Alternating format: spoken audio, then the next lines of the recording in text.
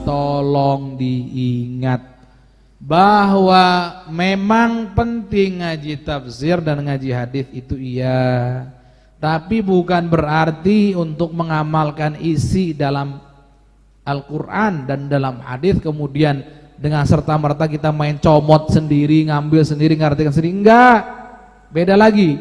Ngaji ya ngaji penting, tapi bukan berarti menggampangkan mengambil hukum daripada kitab dan sunnah. Ini dua perkara yang beda. Untuk ngambil hukum langsung daripada kitab dan sunnah membutuhkan keahlian yang sangat-sangat spesial. Keahlian apa? Namanya keahlian ijtihad. Ijtihad itu bagaimana? Keahlian seseorang dalam memahami kitab dan sunnah dan dalam mengeluarkan hukum-hukum yang terkandung dalam kitab dan sunnah. Butuh keahlian tertentu. Kalau model-model kita ini, aduh, jangan ngomong masalah keahlian begitu deh. Bahasa Arab nggak paham, ngaji masih sering salah, malas-malesan ngomong dari kitab dan sunnah. Allah, Ustadz kalau gitu kita nggak murni dong, karena nggak ngambil kitab sunnah langsung. Tidak. Ingat, memahami kitab sunnah butuh keahlian. Mengikuti orang yang ahli dalam memahami kitab sunnah dan terpercaya sama dengan mengikuti kitab dan sunnah, kan begitu? Sama seperti itu. Kita dalam mengamalkan kitab sunnah, karena kita nggak paham kitab sunnah, tidak memiliki keahlian dalam mengambil hukum secara langsung dari kitab dan sunnah, maka kewajiban kita satu, apa itu? Ngikuti orang yang paham, ngerti, mampu, terpercaya dalam hal ngambil hukum dari kitab dan sunnah. Siapa itu mereka? Mereka para imam-imam mujtahid. Ada Imam Syafi'i, imam kita. Ada Imam Maliki, gurunya Imam Syafi'i. Ada Imam Hanafi. Ada Imam Ahmad bin Hanbal, yaitu muridnya Imam Syafi'i. Pilih saja salah satu dari empat tersebut. Dan alhamdulillah orang tua kita, kakek-kakek kita sudah membimbing kita untuk ngambil satu di antara empat mazhab itu, namanya mazhab Imam Syafi'i. Justru yang error itu adalah yang ngambil langsung dari kitab sunnah, padahal dia nggak mampu. Error karena dia nggak mampu. Kalau nggak bisa nyetir, nggak usah nyetir, kecelakaan nanti, kan gitu. Sekarang mending mana Bapak Ibu, ayo? Mending naik mobil nggak nyetir tapi sampai tujuan, karena yang nyetir ahli, orang lain nyetir tapi ahli nih sampai tujuan.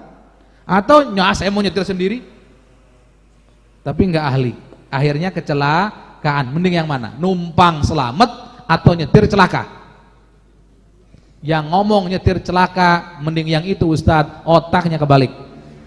Ini perlu dicek ini langsung. Nggak mungkin kan begitu, selesai sudah. Jadi jangan gengsi, oh karena kita kan ikut mazhab Imam Syafi'i, gengsi dong. Kenapa? Nggak ngambil dari kitab sunnah langsung. Gengsi apa? Gengsi ada tempatnya. Bukan begitu.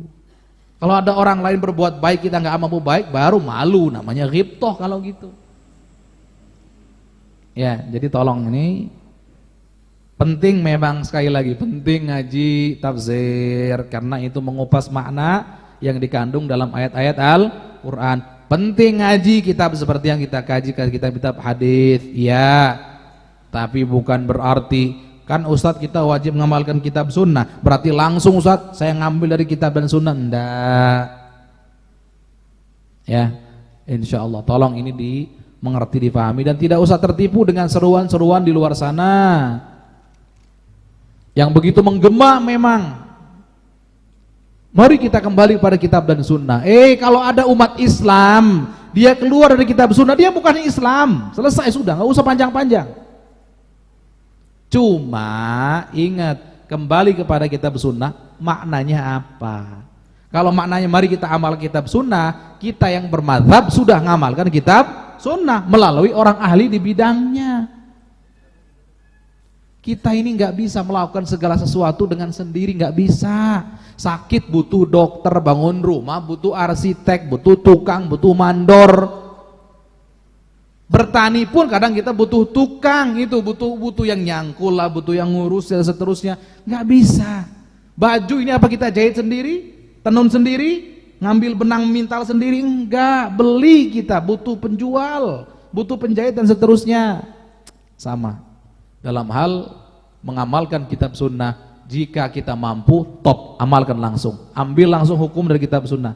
Nggak mampu, tetap bisa ngamalkan kitab sunnah melalui pemahaman orang yang ahli di bidangnya, yaitu para imam-imam mujtahid. Dan alhamdulillah, nikmat besar yang Allah berikan pada kita semuanya, kita saat ini mengikuti salah satu dari 4 mazhab yang disepakati oleh para ulama.